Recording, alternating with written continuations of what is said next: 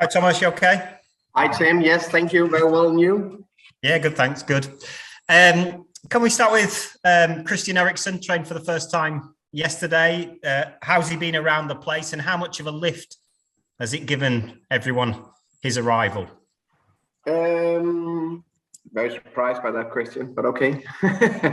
um, no, very good to see him out there. Spoke to Christian after the training.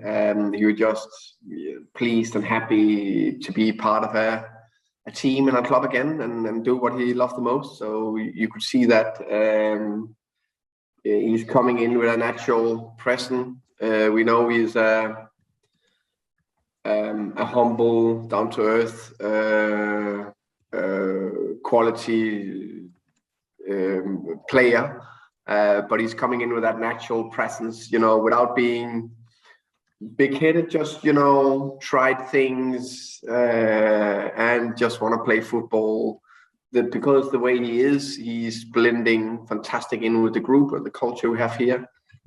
So it's good. Good to see him. Of course, he needs trainings to get up to his match pace, but he's in a fine place, I would say. Pleased with what we've seen so far, and he just got the top quality. So it's been good to have him. Have you got a time scale on when he might be ready? Yes-ish. It's of course something we will constantly speak with him, because of course we have I think a very good setup around all the players, and now our players in-house, we know them.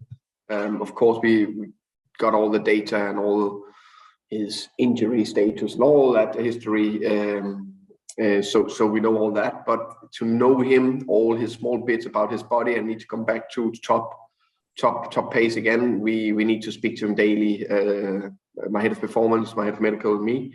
So that'll be an ongoing process, the next 1, 2, 3 weeks into going to a normal rhythm, hopefully. So one thing for sure, he will not play against Man City, but let's take it day by day. Let's talk Manchester City then. How do you approach a game like this, and how much of a lift would it give everybody if you could go there and take something from this match? No, I think if we go there and get something out of that match, that will be one of the biggest surprises in this year's Premier League, no doubt about that. And that's only said with in mind that City are clear number one in Premier League, playing some brilliant football, having a fantastic season, and we are a newly promoted club. Then that aside, also maybe is one of the richest club in Premier League, and we are probably the one with the lowest budget. But taking that aside, it's still 11 versus 11 tomorrow night. We will do everything we can to take our chance. We will be ready, and we're looking forward to a massive challenge, maybe the biggest of the season, going away to City, and the way they play. We know we'll do a lot of running after the ball, but I think it's about believing that you can get something out of it, give it a massive go, and then see what's happening. I know we have lost a few games lately, so I think the main big thing is still massively focused on the next training, the next match, because that's why I think we will in that way, I think we have a chance to get points in every game. You mentioned that you've lost a few games recently. Is that something you talked about with the players before the season started? Because generally speaking, newly promoted sides do have a run where they don't pick up wins. Did you sort of address that and speak to the players about how they react to that? Yeah. We spoke about it, that we've just been through 2 very successful seasons in the Championship, where we were one of the better sides and won a lot of matches. And now we're getting up in the best league in the world, where there is some of the best teams in the world. So we know that if you get into a bad spell, you can get into a run of games where you're not winning or losing, whatever, 3, 4, 5, 6 games in a row. Hopefully we don't, but that can happen. So again, looking at our foundation, look at our performances, and if they and the attitude and the work ethic, and if that is fine, then I'm fairly confident that it will turn. We will get something going forward if we keep performing as we've done. Some of it is things we need to do better. Some of it is the randomness of football. Thank you, Thomas. All the best tomorrow. Thank you. Welcome. Right, so we'll go to Mark Scott next, please. Hi, Thomas. It wasn't that long ago that you played Manchester City at home and ran the pretty close. That's something you can take something from going into this game? Hopefully. Hi, Mark. Yeah, of course, we looked at that performance. I'm pretty sure that City have done that as well, and also and Guardiola as well. See if they were happy with that performance. Yeah, I know they won the game, but I think we, in that game, managed to give away very little during the game, which is were a big thing. Hopefully, we can do that again. We know we need to defend unbelievably well throughout the game. And we know we need to run more than City to stay in the game, and we know we need to be good on set pieces, both boxes. And then the final bit, I think it's very important that we're brave and aggressive. We need to be brave on the ball when we can, and have short spells on the ball where we try to keep it, and of course try to run the other way. I think that's a key thing if you wanna get something out of this game on Wednesday night. I know Tim mentioned the run of defeats at the moment. Results don't always tell the story, though, do they, of performances? Is that a message that you've tried to get across to the players as well? Don't sort of get bogged down just by the cold, hard stats? Yeah, 100%. That's the story we try to tell them. That's the video clips we're trying to show them. And also the stats we use is the positive that we can check out each game.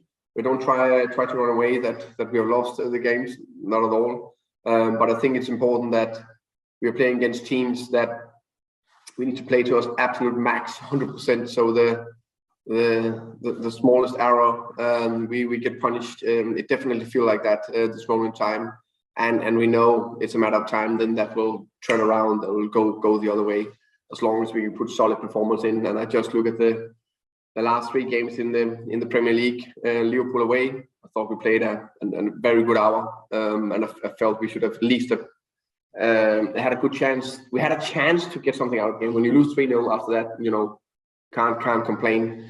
And then again, very good first half, almost 60-70 minutes against Man United. We also should have done better. So again, that's a positive performance. And the Wolves game were a very solid performance. That at least should be getting a draw. But if there should have been a winner, I think it should have been us. But they showed that quality or had that efficiency on the day. So can we keep repeating that? Then I'm convinced that they will just turn soon. And I know you were delighted to see Raya and De Silva back out there at the weekend. What's it been like on the training ground as well, that they've been in there, and the other players? Does it give a big lift to the squad?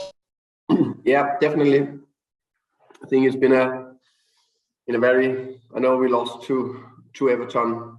But again, I think there was some good performance bits in it, and it was never 4-1 defeat, as already spoke about after the game. So I think the last 10 days been positive in many ways. We've seen David Raya coming back into the team, got his first 90.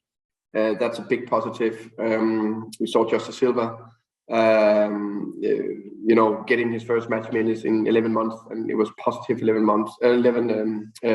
positive 20 minutes match minutes.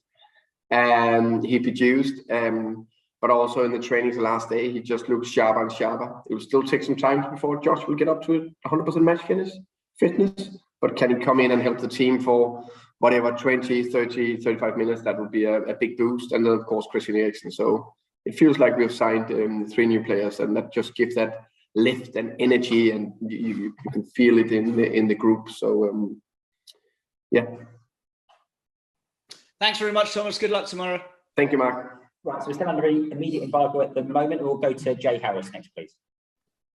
Thank you, Chris. Hi, Thomas. Always good to speak to you. I just wanted to check on Brian and Johan to see how they're doing and if they'll be available tomorrow. Hi, Jay. Good to see you. Yes, both of them are available and can be selected for the team tomorrow. So that's positive.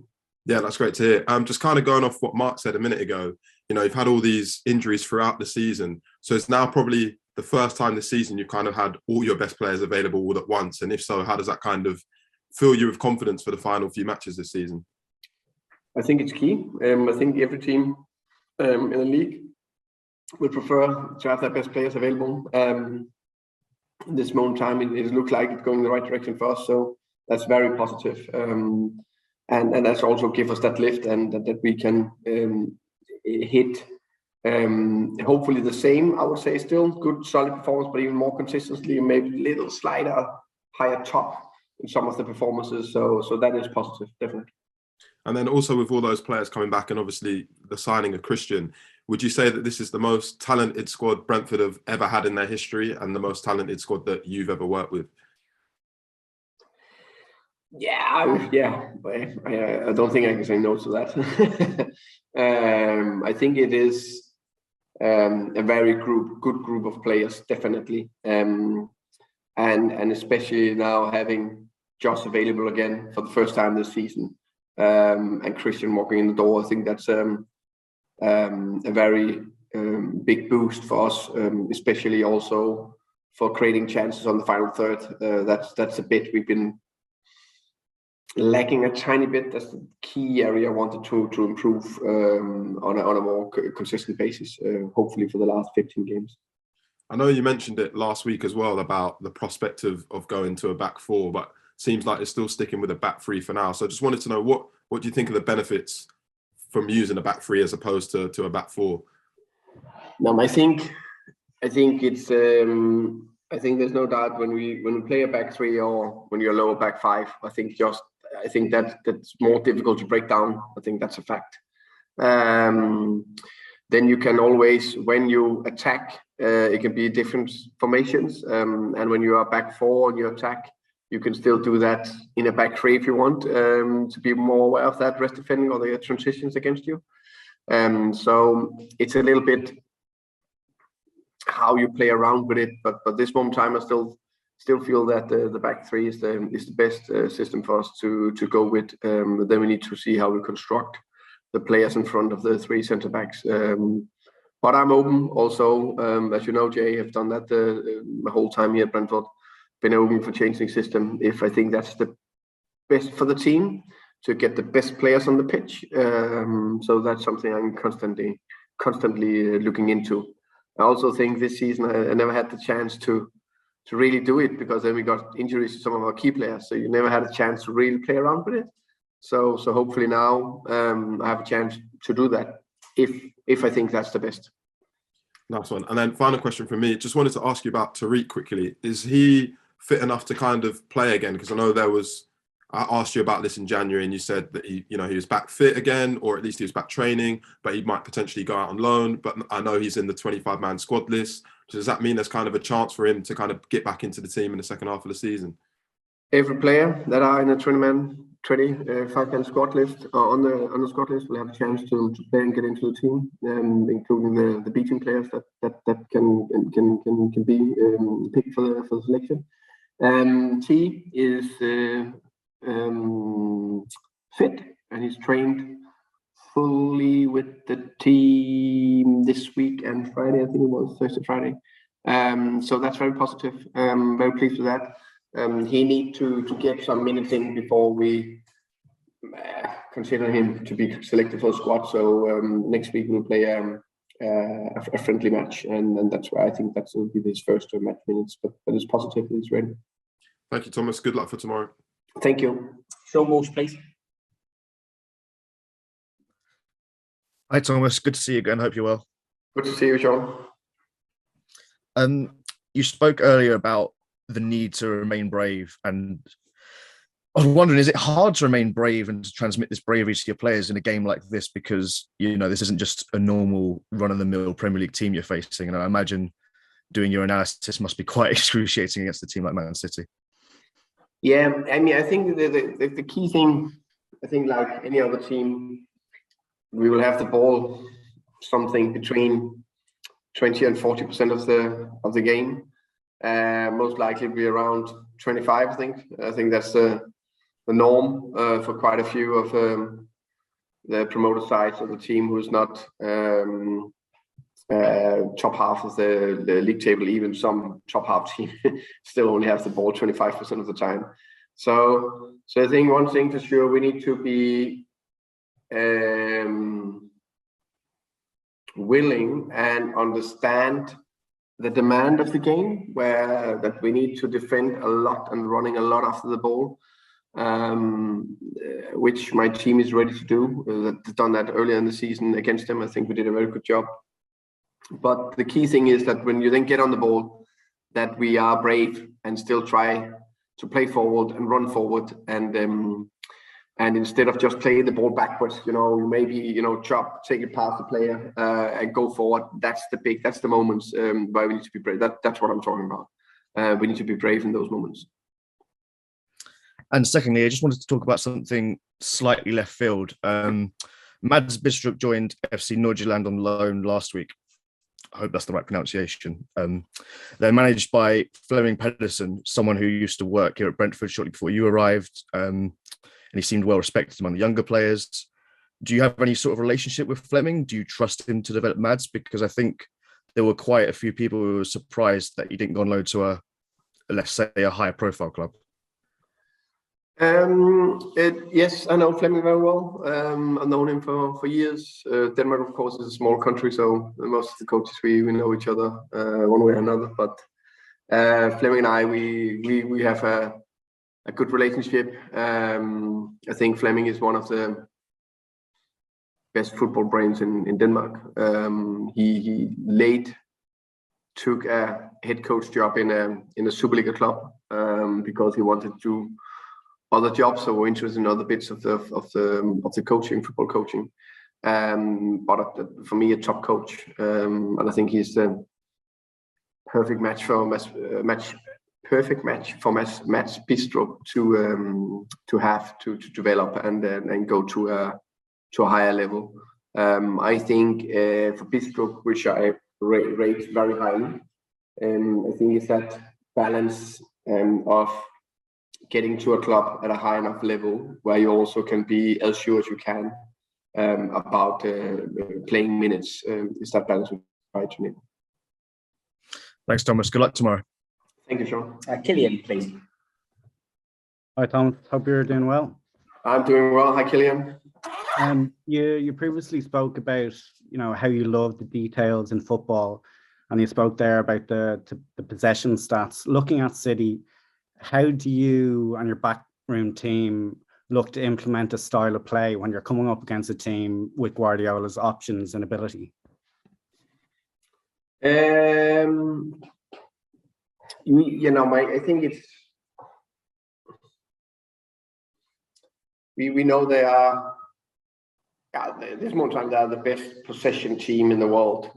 So they are the best of keeping the ball and try to find solutions where they can hurt teams. So it's a combination of how can we minimize the danger. So how can we try to make sure that they get ball to areas where we hopefully can control it better than other areas.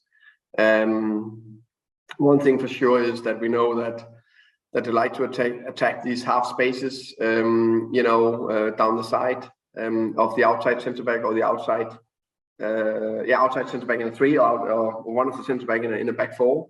And I think that's one of the reasons I will always play a back three against City away, but also at home if I don't have as good a team, because I think it's key areas to close down. Then we know they are crossing the ball more, also from just on top of the box. Those areas we also need to close down or be aware what kind of runs they make in the box.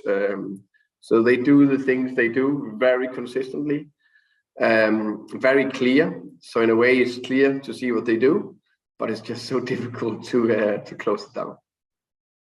And then, just secondly, as a kind of follow-up, in a couple of years ago, Marcelo Bielsa spoke about how Leeds looked at like 51 derby games, analysed it for 4 hours.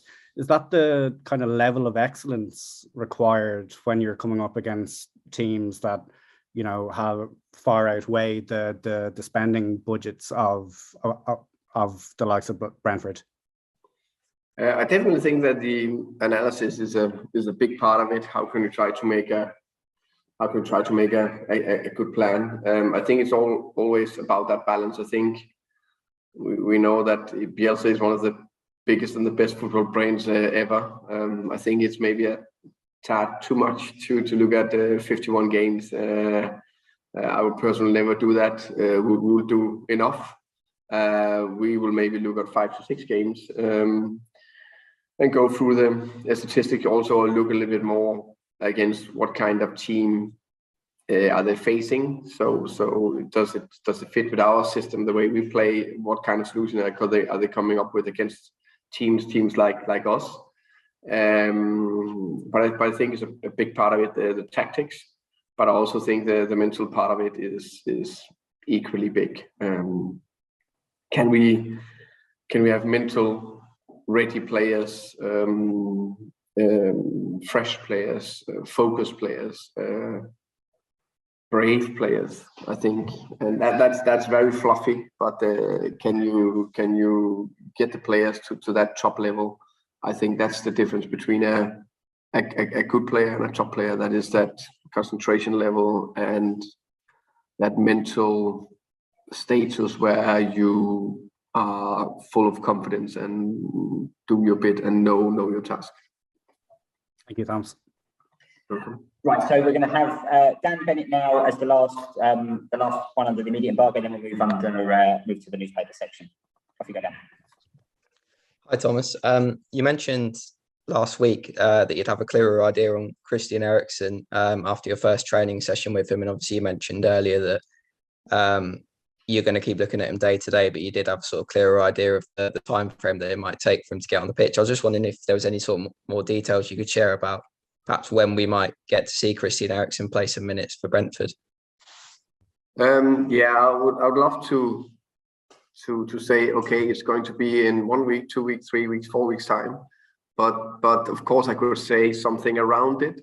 But I like to see how he is, because I think we want to hit that perfect balance where we push it, of course, but also he needs to be in a good place, because he hasn't trained with a team for 7 months, and I think it's important that we don't get a minor injury and make a setback, even that he got a fine, strong foundation to stand on, I would say. So one thing for sure, he's not playing tomorrow.